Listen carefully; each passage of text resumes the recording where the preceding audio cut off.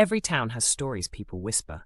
In ours, it's about the man who never missed a Sunday at the lake. They say he's waiting for someone, or something. Locals pass him by, some nod, others avoid eye contact. But Walter doesn't mind. He's waiting. Flashback to 1981. A younger Walter and his wife Margaret laugh under a cherry blossom tree near the same bench. She reads poetry aloud. They're madly in love. Margaret begins writing letters every Sunday, to herself, to Walter, to their unborn child. They keep the letters in a small wooden box. Fast forward. Margaret is diagnosed with early-onset Alzheimer's in her late 40s. The letters stop. Walter, devastated, begins writing letters to her instead, every week for 22 years. None of them mailed. One day, a teenage boy named Liam, 15, sits on the far end of the bench. He pulls out a sketch pad and starts drawing Walter. Walter doesn't mind. They begin talking. Slowly, every week, Liam joins him, sketching, asking questions. Liam is struggling with his own pain. His father abandoned their family. A heavy storm floods the lakefront. The bench is damaged. Walter is missing that Sunday. Liam rushes to check on him, finds Walter sick in bed. He hasn't missed a Sunday in 22 years, until now.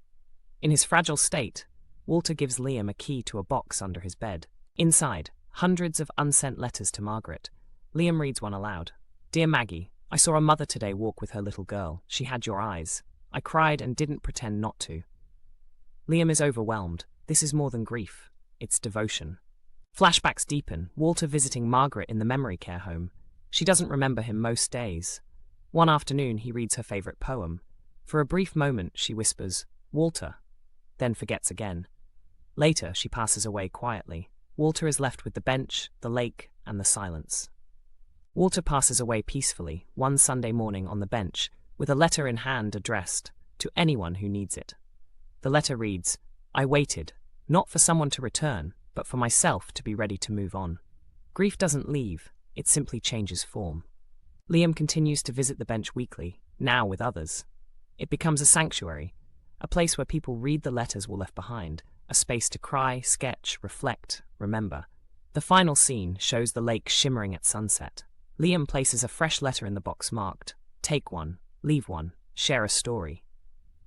Some places remember, not just what happened, but who we were when it did. Flashback to the 1960s. A young Walter meets Eleanor, a vibrant girl with dreams of being a painter. They meet at the same bench during summer breaks. It becomes their ritual, the place they talk, laugh, dream, and eventually fall in love. Montage of sketches. Eleanor draws while Walter reads her poetry. Their love deepens. On one golden afternoon, Walter carves their initials into the side of the bench. Eleanor gives him a sketch of the lake, with the words to remember us.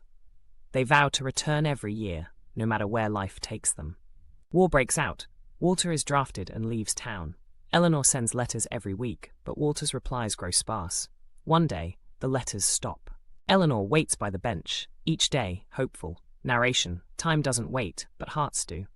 Eventually, Eleanor moves to the city, heartbroken and unsure. Years later, Walter returns, injured, changed, and burdened by guilt. He learns that Eleanor moved away, married, and started a family. He finds the sketch she left in a sealed envelope with the park groundskeeper. It reads, in case he comes back, he'll know I never stopped waiting. Walter never marries. He works, helps in the town, and quietly visits the bench, on her birthday, on the day they met, and during storms. He speaks to her memory, reads old poems aloud, and keeps the sketch safe in his coat pocket. Enter Maya, a lonely teenager struggling with grief after losing her mother. She notices the old man talking to the bench and is intrigued. Walter and Maya slowly bond, sharing stories, art, and quiet reflections. He becomes a grandfather figure, and the bench becomes their shared space. Walter begins writing a memoir with Maya's encouragement, The Bench of Memories. He tells her everything. Eleanor, the letters, the silence, the painting. He gives Maya the sketch before his health starts failing. He tells her we leave behind echoes, not just dust. One morning, Maya finds the bench empty. A small envelope rests where Walter used to sit. Inside, a letter for Maya, the finished manuscript, and a message. You made the ending beautiful. Walter has passed peacefully in his sleep. Years later, Maya is now an author. She returns with her own daughter to the lake. The bench, now restored with a plaque, in memory of Walter and Eleanor. lovers, dreamers, and keepers of time. Maya begins reading The Bench of Memories to her daughter, just as Walter once read poetry. Voiceover closes. Some benches are made of wood, others of memories, love, and legacy. He was always there, rain or shine, just sitting, not waiting, just remembering. He whispered to someone invisible, creating a mystery. Who is he talking to? Walter, in a flashback, remembers carving W+E into the bench under a large willow tree. It was the summer of '66. They were just 18. Eleanor would sketch while Walter read poetry. Walter and Eleanor share their ambitions. Eleanor wants to become a famous artist in New York. Walter wants to be a writer. They promise to meet at the bench every year on June 15th. Walter is drafted and sent overseas. Eleanor sends letters every week. Walter replies, until one day he doesn't.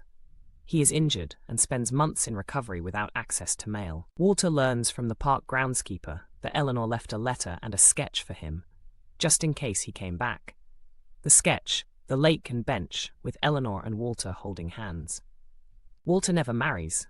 He works quietly, donates to the library, becomes a part of the community, but never stops visiting the bench. He places flowers there on Eleanor's birthday. Maya's curiosity grows, and she eventually speaks to Walter. She confides in him. She lost her mom to cancer recently. Walter doesn't try to fix her. He just listens. They start meeting every few days. Maya encourages Walter to write down his memories. He begins crafting a memoir, The Bench of Memories. He reads parts aloud. Maya sketches scenes to accompany them. They create together a joint legacy. One day, Maya comes to the bench and finds only a notebook, a flower, and a sealed letter. Walter passed away in his sleep. The letter thanks Maya for being his last friend. The bench is now theirs. Years later, adult Maya is now an author and mother. She brings her daughter to the bench. A small plaque now reads, "In memory of Walter and Eleanor, lovers, dreamers, storytellers." She reads the same stories to her daughter.